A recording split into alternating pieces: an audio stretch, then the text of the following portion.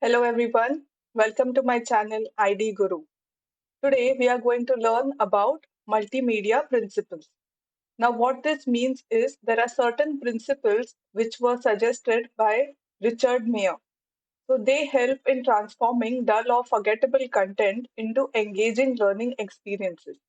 Now, what does this mean? Is that as an ID, whenever you write your storyboard, that time you have to decide the placement of text or graphics or where to insert an audio or how should your screen look. So, whenever you're deciding all of this, it cannot be done randomly. These principles, that is, multimedia principles, help you in taking these decisions. So, let's go through them one by one. The first is the multimedia principle. What it tells you is that people learn better from words and pictures than from words alone. So the graphics below this will help translate the sentence which I just narrated. So if you see on your left hand side, it is showing you the text along with an image. And on your right, it is showing you the text alone. So basically, what it is suggesting is that avoid using text on screen alone. Instead, you can use relevant visuals. So if you see on your left hand side, it is saying 1 in 5 people have this in common, and one person amongst the 5 people is colored in orange. So it is indicating the same thing. Basically, be thoughtful about the visuals you select. Make sure that they enhance and clarify the information and not create more confusion. So always when you are writing something on screen, make sure it is accompanied by some or the other graphic. Don't just leave too much text on screen. Next is the redundancy principle. What this says is that people learn best with narration and graphics as opposed to narration, graphics, and text. Basically, too much of anything is bad. You remember that that is a saying also actually in daily life that excess of anything is bad. So just now we learned before this the multimedia principle, which said that if you present something, then present text and text and graphics together. So now what the next principle is saying is that people learn best with narration and graphics. That is, you either have text and graphics or you have narration and graphics, but don't have all three together. That is narration, graphics, and text. That becomes too much. So with an audio narration voiceover, use only graphics on screen. There is no need to put text along with it because people are viewing it and listening. They can't read alongside. So if you want to put only, you can have closed captioning. That is, if somebody wants to read subtitles, then they can put that on. But don't make it mandatory. If possible, just let it be hidden under closed captioning. So this is the redundancy principle. It tells you that don't put everything together on screen. Clear? So let's move to the next one, which is the spatial contiguity principle. What it tells you is that people learn best when relevant text and visuals are physically close together. So if you see on screen, you have two graphics. One is of an animal and the second is of a food item. And the text, which is representing the graphic, is written right below it. Versus on the right hand side, the text is slightly away from the graphic. So, what the spatial contiguity principle tells you is that people learn best if the text and graphic are kept physically close together. What happens is that the user can understand how this text and graphic is related to each other. Basically, keep all related text and graphics physically close in your frame. It will help people relate them to each other. It will reduce confusion.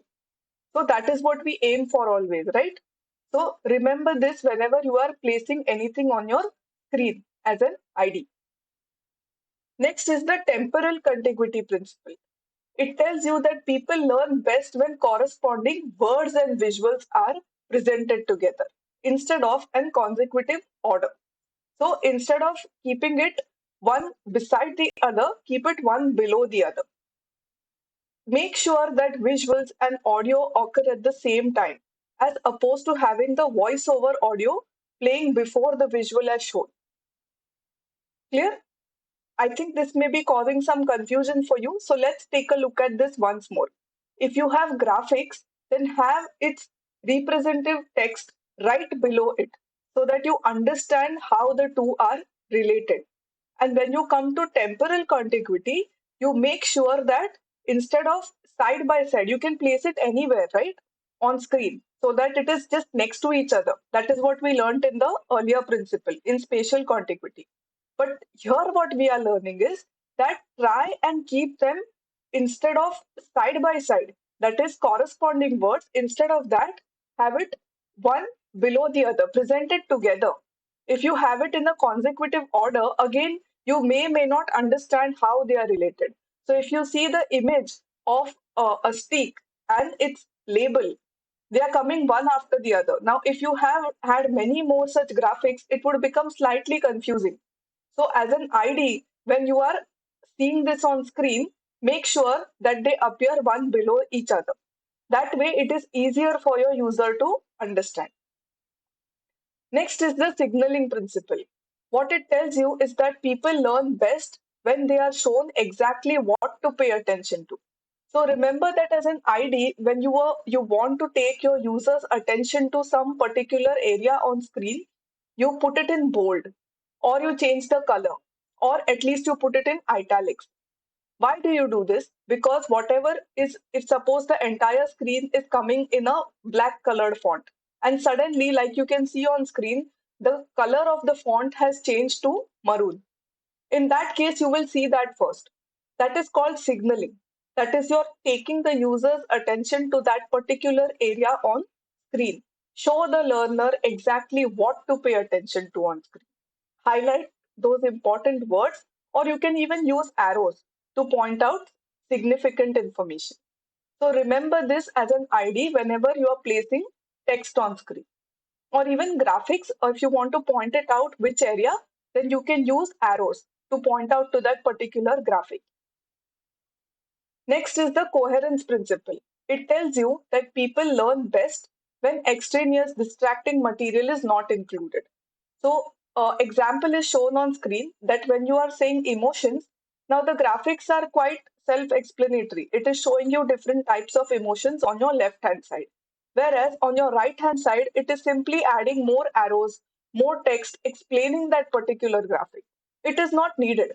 So just cut out the extra. Remove all the unnecessary stuff. Keep only the information which the learner needs. So that way you keep it simple, not only the visuals but even the text, and you keep it directly related to the topic. That helps your learner understand this quicker, faster. Clear? Next principle is segmenting. Segmenting means that people learn best when information is presented in segments rather than one continuous long stream. So if you can see on screen, on your left hand side, controls are provided to the learner. That is, you remember we were discussing buttons. That is, navigation is given in the hand of the learner.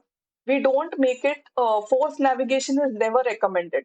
Instead, you make it self navigation. You give it in the hand of the user. So let them click on the next button or even customize the settings.